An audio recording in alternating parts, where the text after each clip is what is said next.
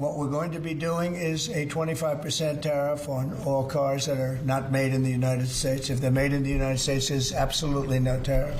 We start off with a 2.5% base, which is what we were at, and we go to 25%. For more, let's bring in Bloomberg's John Herskovitz. John, what do we know about these latest car tariffs? Sure. The tariffs are going to be they're going to hit a lot of people very hard. We spoke with one analyst who said there are very few winners in this.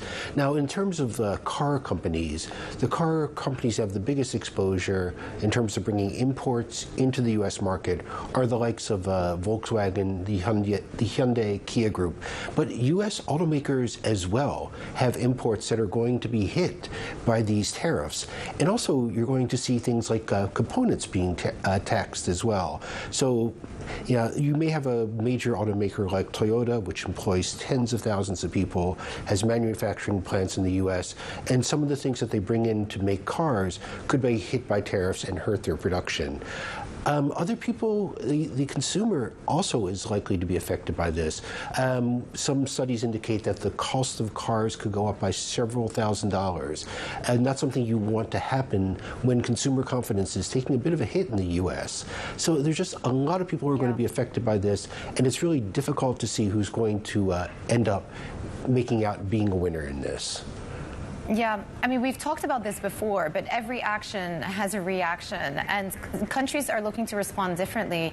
The U.K., Mexico have chosen not to go for a tit-for-tat approach, but other countries, and particularly those exposed to auto tariffs, may be looking to respond as well. So what do we know?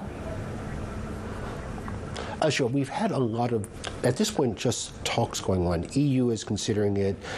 Japan's Prime Minister Ishiba said that some sort of reaction is not off the table. South Korea is holding a meeting today. The Prime Minister of Canada said this was a direct attack on his country. When it came to previous tariffs on steel and aluminum, we had some quick reactions, retaliation from the likes of Canada and the EU. So at this point, it's in the consideration phase. But if it's rolled out and given the broad encompassing effect of these tariffs, some sort of reciprocal actions are likely to come. And these are countries that are some of the U.S.'s closest partners and traditional allies that are going to be hit the most by these tariffs. John, you mentioned those steel and aluminium tariffs. We're obviously today talking about auto tariffs. Are there any other specific sectors that we need to be mindful of in the coming weeks that may also be targeted?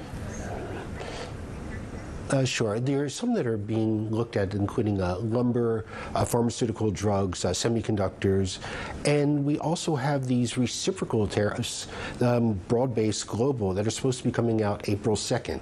So there's a lot that's on the table, a lot of sectors that could be affected, and a lot of countries could be hit by tariffs.